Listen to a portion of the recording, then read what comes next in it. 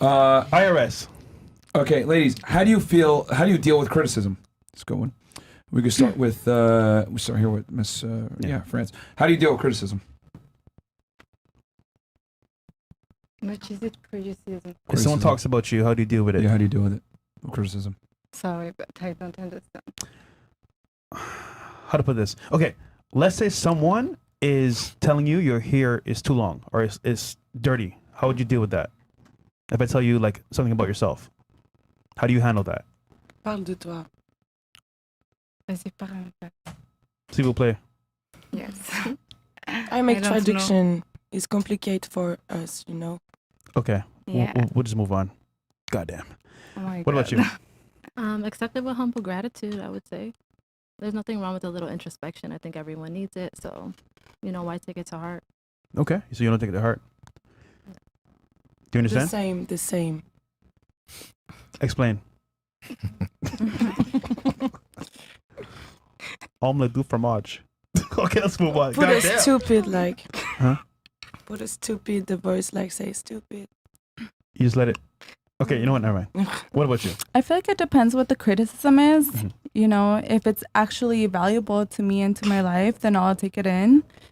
If it's irrelevant and it's about my appearance or about the way that I speak, then I'll just take it like I won't pay too much attention to it because it's irrelevant. Like if you really care about what everyone says, like you're gonna go crazy. Yeah, literally. So that's how I feel. Okay, that's fair. For you? So it has to be relevant. What if it's true though? It's true to them, but like it depends what it is. Like if to them they feel that way about me, if it's based on my appearance or like based about something that they don't know about, then that's I don't know. Like it depends. What do you mean if it's true? What if they give you a criticism like, I don't know, like, hey, well, you're wrong about this, or that's not how things really work. Yeah. I'll definitely listen to it. Like I'm willing to hear them out and understand their point of view. Not only like not putting a wall up and being like, no, but you're wrong. Like I will go ahead and listen and be like, okay, I get what you're saying, and then add that to my life, that like change whatever it is that they think. Okay. If it adds a valuable input, but if it's not, then it's totally irrelevant. All right. What about you? I think the foundation of dealing with criticism should essentially be working your self-confidence. But I also think that criticism, if something really bothers you in those words, you should look at yourself and you should see what you do not accept in yourself. So in a way, it can work like a mirror, as long as you have the foundation going, as long as you have like the basic self-confidence and you don't have like issues with that. Okay. That's a fair point. Miss Twin Peaks. So, depending on the way you say it, is the way I'm going to take it. So, if you say it kind of rude, I'm going to give you a rude response. But if you say the criticism in a nice way, and I know it's coming from, like, a good part, then, I'll accept it. I'll try to, like, understand where you're coming from. But what if it's true, and it wasn't delivered in the best way, but it was true? Then I'm going to say something.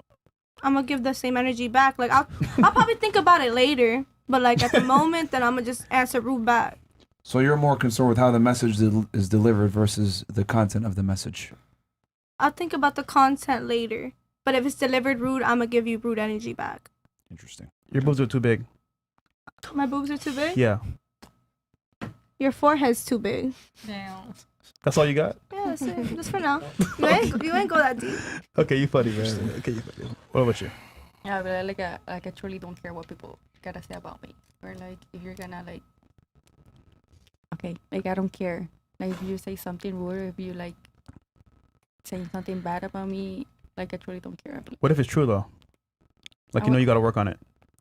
I can work on it, but like if it's like my appearance or something, like I wouldn't care. But if like about my behavior or something like the way I talk, I'd be like, damn, yeah, like I gotta work on that. Like right now? Yeah, probably. Cool, awesome. What about you? I feel like it could go two ways. Either criticism or like your opinion. You can have your opinion on certain people, even though it's not true. Or criticism. I gotta take it. Sometimes it's like, you're doing something wrong. You don't want to realize it. People point it out often, so you just work on it. Now, if it's your opinion over me or how you feel about me, then there's nothing I can do about that. Does your Yeah. boyfriend criticize you? Sometimes. Tell you the truth? Mostly, yeah. How do you handle it? Conversate. Talk it out. Do you I ever talk get, a lot. Do you ever get mad? Like, why are you Yeah. telling me this? Yeah, I mean, would he get mad? No, do you get mad at him for telling you stuff? No. Because I know he doesn't do it with like a bad intention of like, oh, you ain't shit. No. You know? He's not trying to get at me in a bad way. What is the criticism he tells you? You talk too much? Sometimes. Okay. It could be. It could be. All right. All right. What about you? I like constructive criticism. Like if it's gonna benefit me or like, hey, like the respect thing, you say it nicely, like, don't do this, makes you look dumb. Or you can always take it the right way. But for like the hater comments, like the troll comments, it's like, I can't see, I'm fine. Okay. Just don't look. All right. Okay. Interesting. All right, what about you? Numb to the haters. I think the key is to differentiate between valid and invalid criticism. And so I always look at the relationship between the person making the criticism and the criticism that they're giving out. So a lot of times people's opinions are just accumulation of their own values, their experiences, their insecurities. And so to see if it's somebody that I respect enough that I feel like I share their values and I want to listen to what they're saying. Okay. But someone can say something that's objectively true and might not necessarily, you might not respect them, but they might say something Well, that is what? true. How do you figure out what's objectively true? Like, what do you mean? Give me an example. Like, if Well- someone says you're wearing a gray dress, that's objectively true. But if Well- someone says you're stupid, like it's that, or gives you a criticism, like what? Well, I mean, if someone were to say something like, well, you know, promiscuous women, most guys don't like those types of girls for long-term relationships. It might be a guy that you might not look at like, he's ugly, I don't care what he thinks, but objectively, that's fairly true that most men don't like those types of women for long-term relationships. Well, it doesn't matter what most men in the world do. It matters what your circle and the people you're around feel. So, like, most women are liberal, but if you live in a conservative area and you go to church, you're around conservative women and that's all you know, who cares what most women in America are doing? It cares what matters is the people you know in your circle and your tribe. So those comments are kind of pointless in my opinion. But wouldn't it be fair to say that you would want to adhere to what the opposite gender wants if you want to be attractive to that gender? I think I have plenty of options, and you need to find people that share your values. So if you're conservative, be around other people that are conservative and share social conservative values. There's enough people to go around. If you're more liberal, then be around people who share those kind of values. There's enough men that feel that way too. So it's trying to appeal to catch as wide of a net as possible is pointless in my opinion. Unless you're short of options, then you should. But if you have options, people like you feel like you can date and you find people that are attracted to you and what you think and what you believe, who cares by looking at the world population. Do you think most women like liberal guys, though? That are super, 50-50, hey, let's split this, oh, you can lead this, I lead that. You think women like that in general? Yeah, a lot of women like that. Like me. Really? Yeah. I know you guys don't, but you guys also bring on specific types of women that also don't like that. There's a big selection bias going on in the show. You guys aren't bringing on a random sample of women. You guys are bringing on women that a lot of times are a particular way and already This is adhere pretty to random. certain. I mean, there's a whole different array of women here. I mean, in French, Spanish. Yeah, and it's very lawyer, interesting. married. I mean, for instance, like Married. OnlyFans, like it's like 0.2% of women globally have an OnlyFans. Like 30% of women on your show have an OnlyFans. No, And they so, don't. Only two you have. yeah, on this show, but you're saying less than 0.2% of women on your show have an OnlyFans? No, It's overrepresented on your show because point those is are the kind of women that have it Miami going. is full of girls that do OnlyFans. That's not our fault.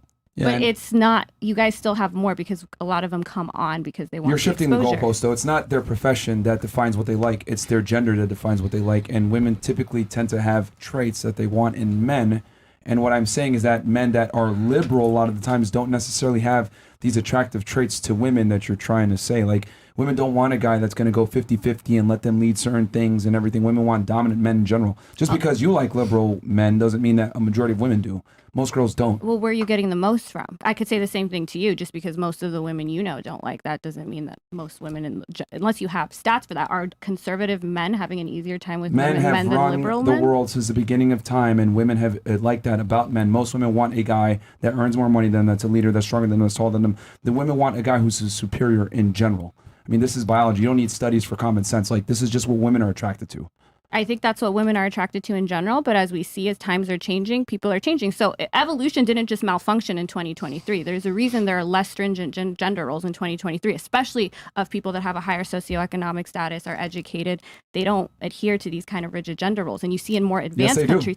No, in more advanced countries, they're less stringent because it's not as needed, because no one needs to know how to wield a sword in 2023. You're not getting attacked by your neighboring village. Like, we don't need those things So anymore. why do women still want guys that make more money than them and taller than them and stronger than them? That's changing. I mean, there's already studies on that. Like in Europe, hypergamy is on the decline, all of that. And it's recent that women are able to have the economic freedom that they have. And since then, it's slowly changing. And in fact, a lot of women now are dating men that are less educated than them. And how does that go? Almost half of U.S. households now have women earning just as much or more than the man. And what happens? Yeah. What do you mean what happens? They break up. Yeah. What are the relationships like? Well, I mean, the things you guys say to look for are actually the things most statistically likely to end in divorce. Like going for a woman way younger than you increases your likelihood of divorce. It doubles it.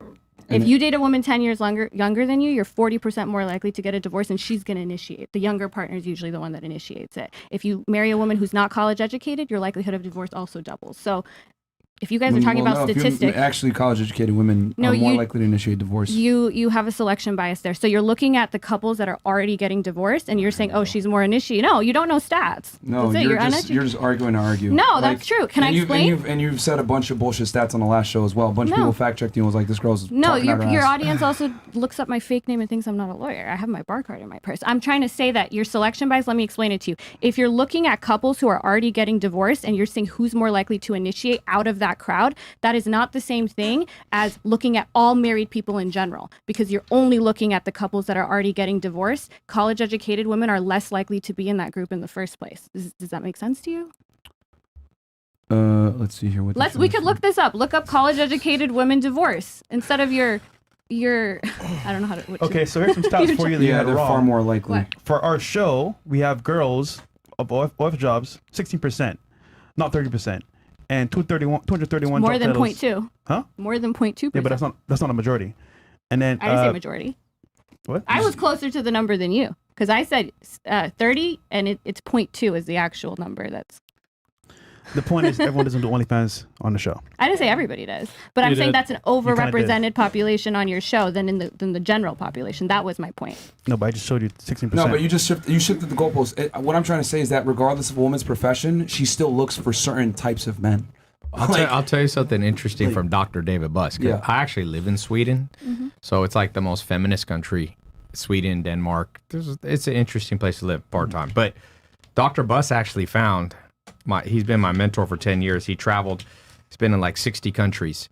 Believe it or not, it's very stable. Women in the most feminist country in the world, like Sweden, they actually still like men, care more that men make more money than them.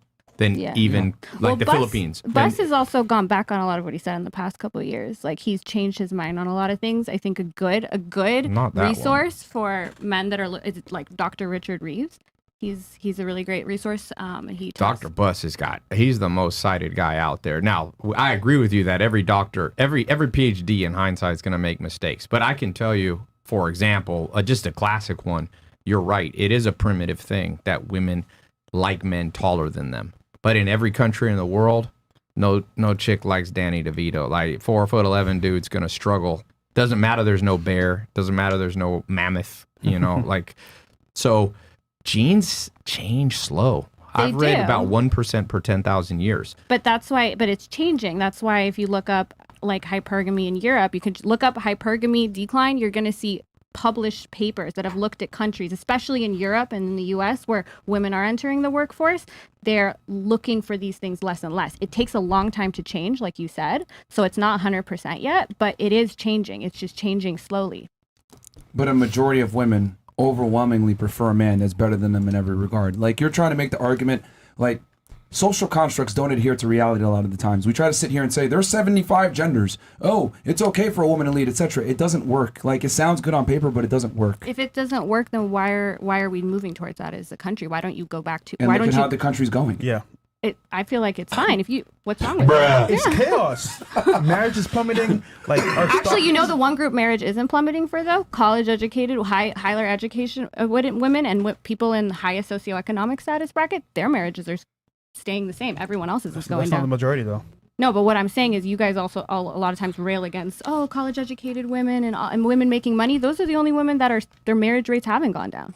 And they're having kids. Someone fact check that because she said that before. Like, dude, you've cited a bunch. Like, I got a whole list of like the arguments you made from people, and they said like she's lying on this, she's lying on that. But yeah, your audience is why you're looking. Like, look at actual studies instead of your audience, and we could pull them up. Look up college educated women divorced. They've put this out. I mean, she's arguing bad faith, man. Yeah, she's arguing bad faith too. Man. Like for 5 minutes, she was saying. Can we look it up now? Just look it up. Why not? If I'm lying, instead of listening to just the be quiet. Yeah. All right, we'll move on. Just we're gonna move on, man. Because you did this last time. You derailed the show. And people really got pissed off, annoyed, especially because you cite a bunch of bullshit. Look it up. Remember one thing: you got to look at good science because there's bad science. Well, out there, divorce boy. stats are pretty. They've been replicated year after year. They published this in Shut up, Forbes for bitch! 2023. Stop talking, sorry, man. we have Stop chats, talking, man. man. It's getting We're late. not gonna do this again on the show. Okay. They got really annoyed last time. We're not gonna piss them off. Yeah. OF Lawyer back on the show to tell more lies. Like only 1/3 of men are struggling with women. There you go. You said that, not me. Let's see here. No, he's saying it's more. Be careful with inviting the 304 lawyer. She goes on whatever and talks shit about FNF. Yeah, well. Okumoga. Wow. I don't think I did that. They asked me about it. Yeah, I okay. didn't say that. All right, next.